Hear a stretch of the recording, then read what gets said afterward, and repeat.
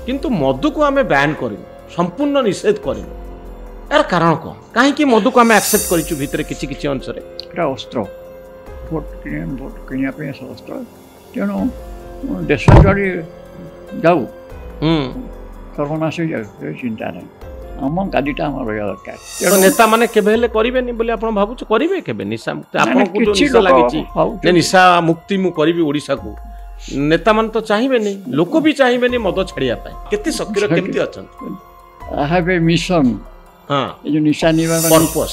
निशा निवारण निशा मते लागि से रवि साहू जने विख्यात कवि अछंती हां निशारी बोली गोटे मो ऊपर कविता लिखली तो आपण दिन रे कोन खांती साधारण बात जा खाते ये निरामिष खाया खाद्य निरामिष खाते मसला फसला बेसी नहीं हाँ निरामिष खाती जन्मरू निरामिष खाती ना एबे के छाड़ी देछ ना प्राय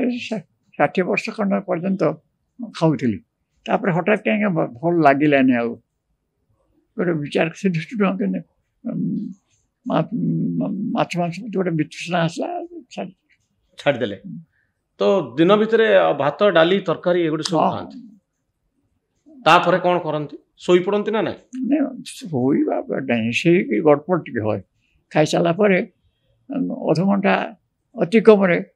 नते भारी दिन ना खराब लगे घंटा 1.5 घंटा खंडे गड़पड़ है तापर उठिक जहाँ कम थी ये ओडिशा सारा आंदोलन अच्छी तार काम पुणी काम चलो तापर संध्या बेल को किसी खाती ना नहीं संध्या बेल को किसी खाती पूर्व जो समय चाह खाऊली हाँ 3-4 बेलू पुणी भेजिटेबल सूप खाए पुणी भेजिटेबल सूप हाँ भेजिटेबल सूप माने कौन कौन सब भेजिटेबल खाने नहीं से बाजार में मिलुचे 10 टंका पैकेट सब ओ से 10 टंका पैकेट खाई जे काम चलै दन सहज सहज हां आहो ताकू करिया पे की अछि भेजिटेबल आनी हम करिया पे मोर की लोक अछि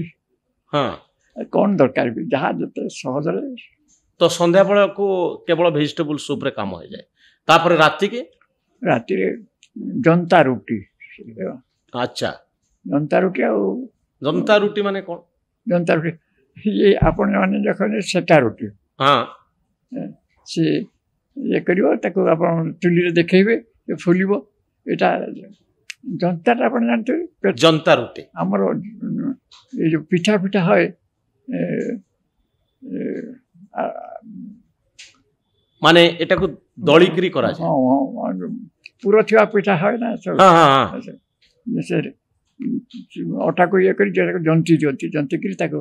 सेथिरे पूरा जनता रोटी हां सेटा कोन आपण जंती करी करंती मु करिले जे बटन जे खाइबा को दउचंदी हां छोरे से करजंती अटा को गरम पानी फुटला पानी रे जति देई के टिके ठंडा हले ताको ये करी तो जनता रोटी हुए ता सहित कौन खाते कुछ संतुला खाए के भजा हाँ तो आपण को दांत पड़ी ना दांत पड़ी दांत पड़ी जाइए दांत इतने हाँ दांत सब लगे सो मु कहीं आपन को एक कथा पचारे कि जे आम भितर अनेक लोक अच्छा जे आपण को मते देखुचंती रोग समस्त भितर अच्छे